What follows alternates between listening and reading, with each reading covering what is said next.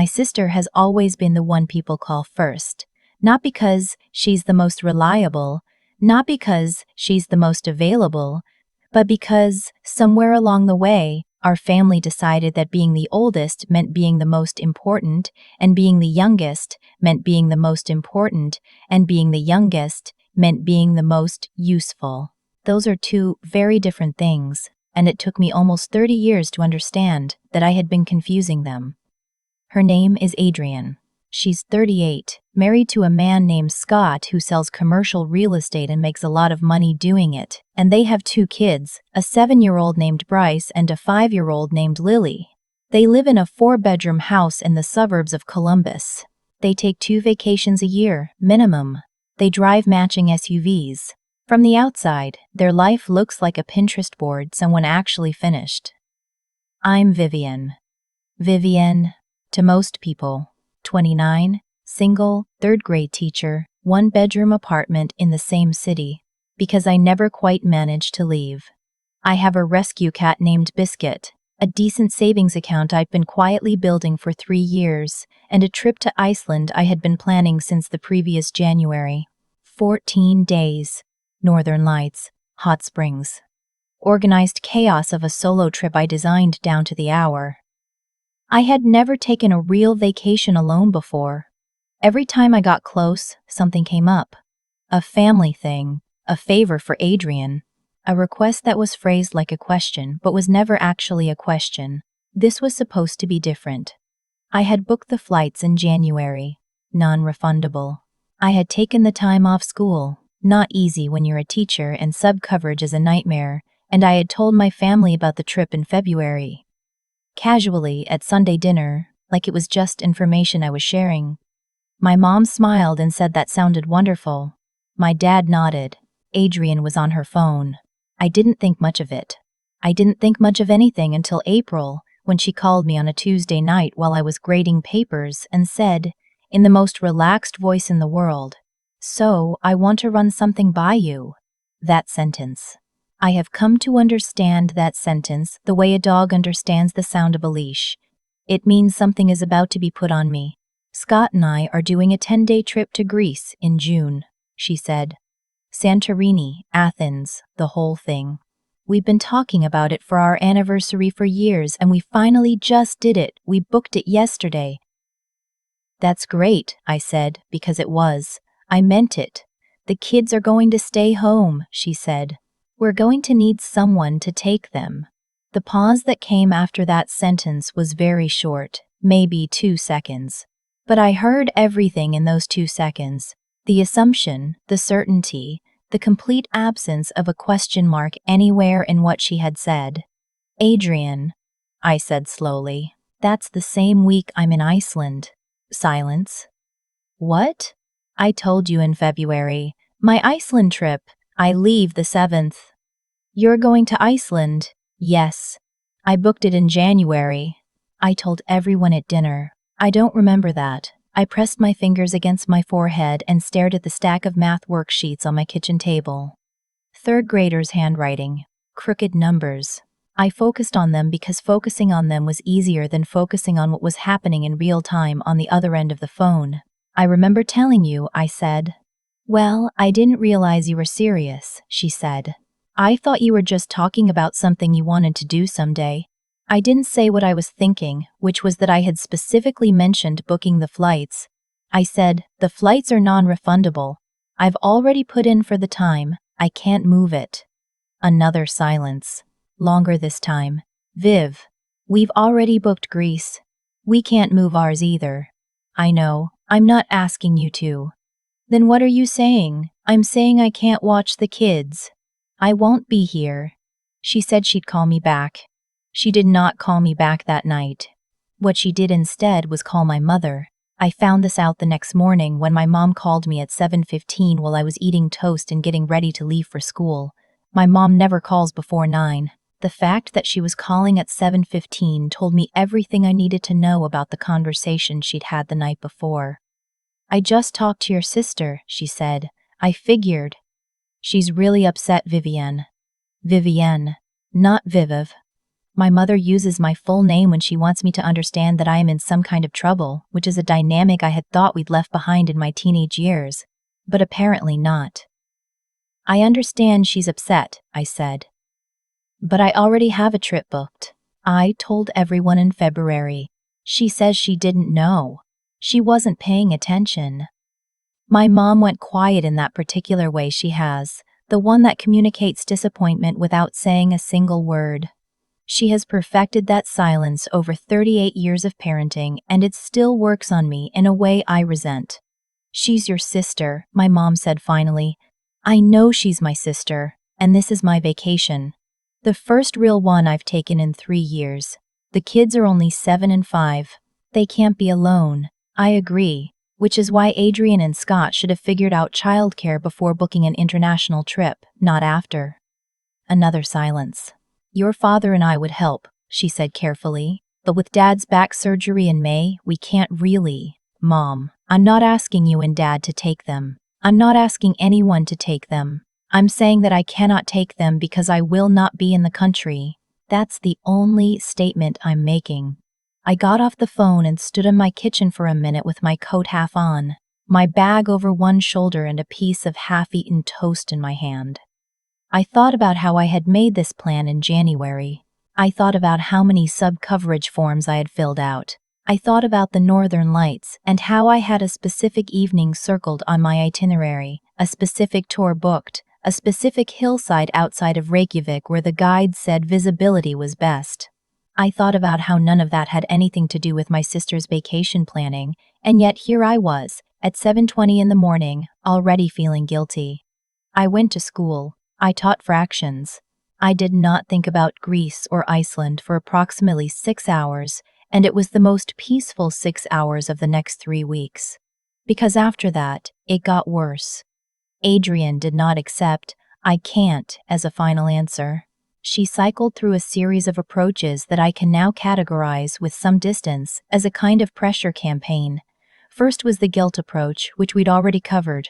Then came the problem-solving approach, which involved her calling me to suggest various workarounds. Could I leave Iceland 3 days early? Could I rearrange my itinerary?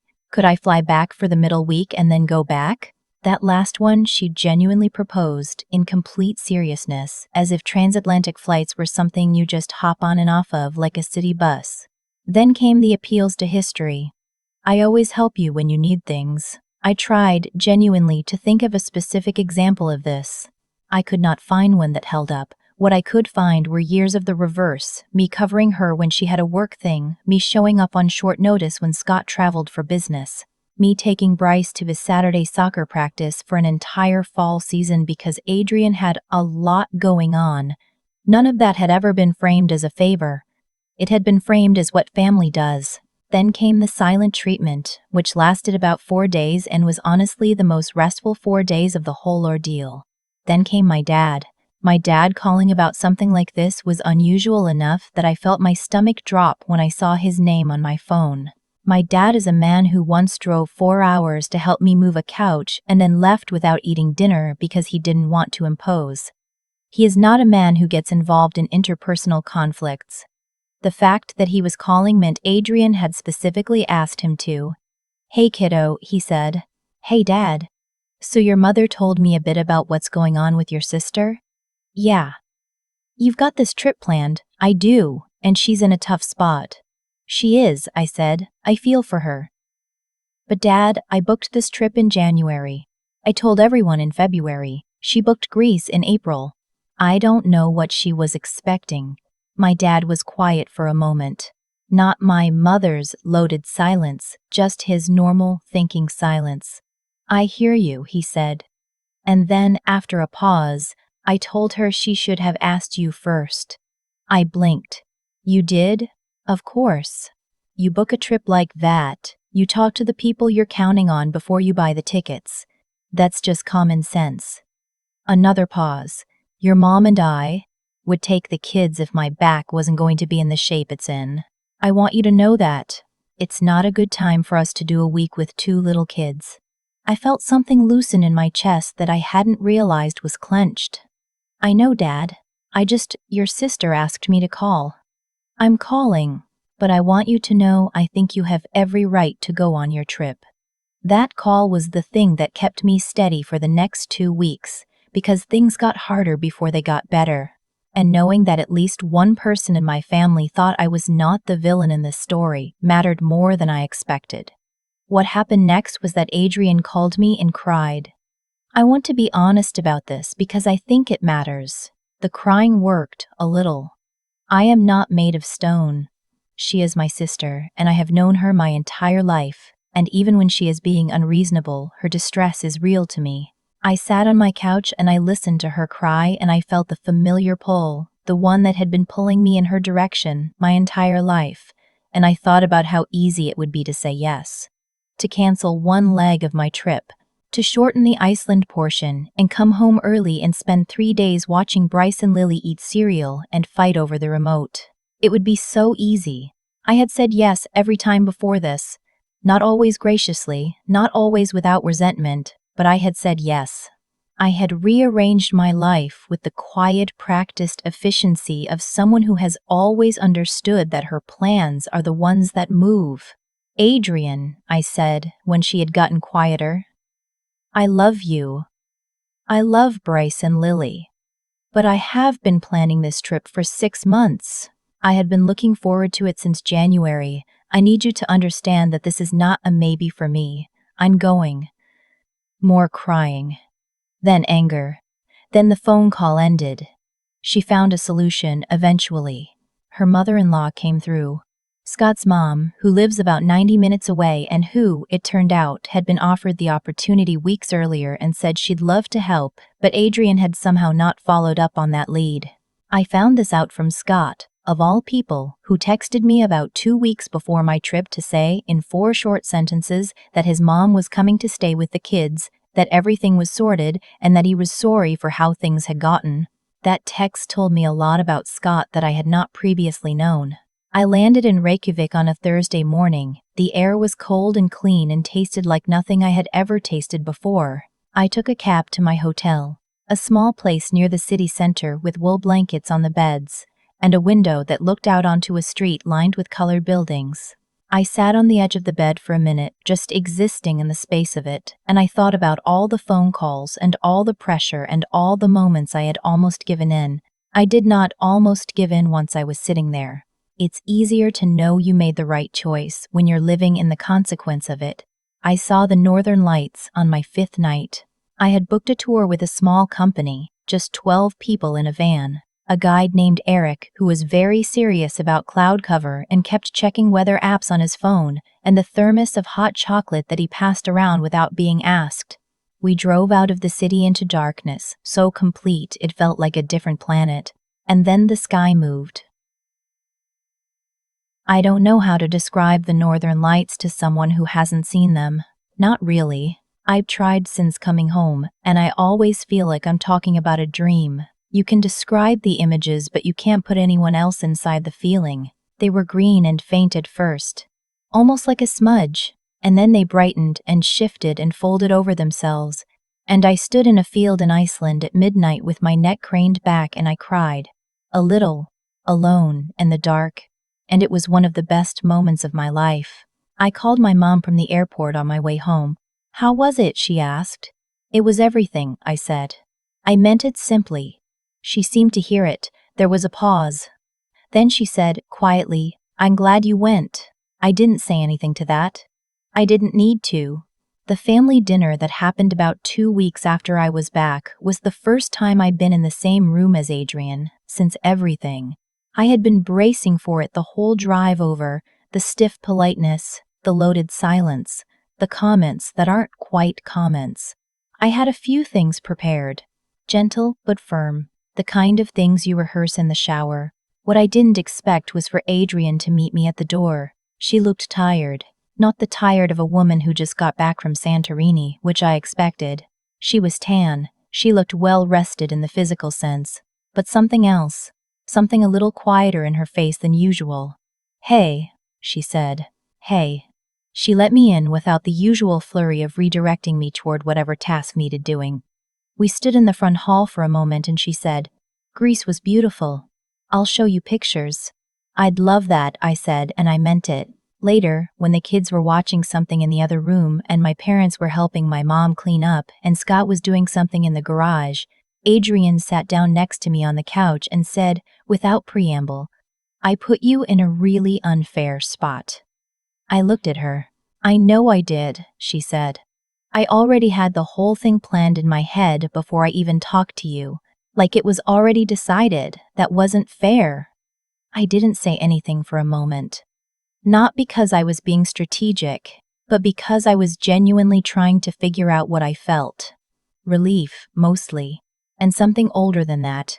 A hope I had almost given up on, that she had always been capable of seeing things clearly, she just rarely chose to. "Thank you for saying that," I said. "Did you see the northern lights?" "I did. Were they what you expected?" "Better." She nodded slowly, looked down at her hands.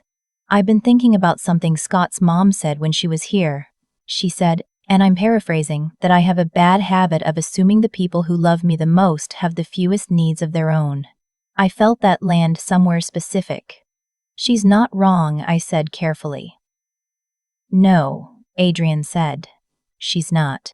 Bryce came in then wanting a snack, and the conversation ended the way conversations always end in families, interrupted by something small and immediate and completely unrelated. But it had happened. The conversation had happened. That was more than I had expected to get. I drove home that night thinking about what changes and what doesn't. Some things in families are structural, built into the foundation so deep that you can't excavate them without bringing the whole thing down. And some things are just habits, patterns, a way of doing things that everyone agreed to without ever actually agreeing to it. My sister assumed I would be available because I always had been. That wasn't cruelty. Or not only cruelty, it was pattern recognition. She had learned something true about me and kept applying it past the point where it was still true. The thing is, I changed the data point, and when you change the data point enough times, even the most stubborn pattern has to start adjusting. I put a deposit down on a solo trip to Portugal for next spring. I told my family at Sunday dinner, specifically, clearly, with the dates and the flights and the whole plan laid out. Adrienne looked up from her plate. "Portugal," she said. "Lisbon first, then the coast," I said. 12 days. She held my gaze for a moment. Something passed between us that didn't require words. "That sounds amazing," she said. And then she looked back down at her plate, and we all kept eating, and the table was loud and warm and complicated the way it always is. The way it probably always will be. And I sat in the middle of it knowing exactly where I was going next. And for the first time in a long time, no one was trying to redirect me anywhere else. I want to acknowledge something before we close, because I think it's the part of a story like this that gets skipped over too quickly. It would be easy to frame what happened as a victory. I said no. I went to Iceland. I saw the northern lights. My sister eventually apologized, and I booked Portugal for next spring. Neat arc, satisfying ending. But I don't think that's actually what the story is about, and I'd be doing you a disservice if I wrapped it up that way. What I keep coming back to is this. Adrienne didn't treat me the way she did because she was a bad person. She treated me that way because I had spent years teaching her that it was okay to. Every time I rearranged my plans, every fall I drove Bryce to soccer practice, every short notice Tuesday I showed up because she had a lot going on, I was sending a message. I was saying, without ever using words, that my time was flexible and hers was not. That my plans were suggestions and hers were commitments. She didn't invent that dynamic. I participated in building it. One quiet yes at a time. That's the part that took me a long time to sit with. Because it's easier to be the wronged party. It's easier to catalog the ways someone has taken advantage of you than to look at the ways you made yourself available to be taken advantage of. I'm not saying what Adrienne did was right. Booking an international trip and assuming your younger sister will absorb the childcare without being asked is not right, and I think some part of her knew that even when she was doing it.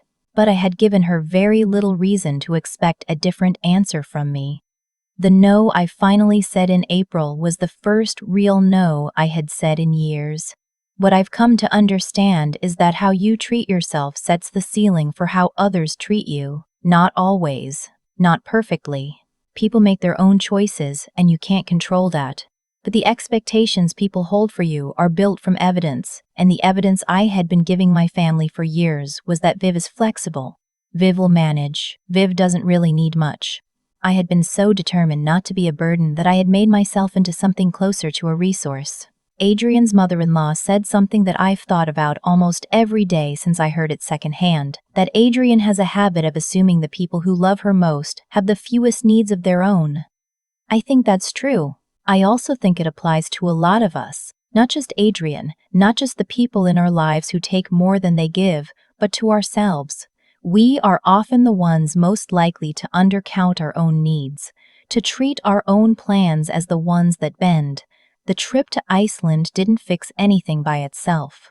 It was just a decision. But it was the kind of decision that changes what comes after it. Adrienne heard a different answer than she expected, and something in the way she listened shifted.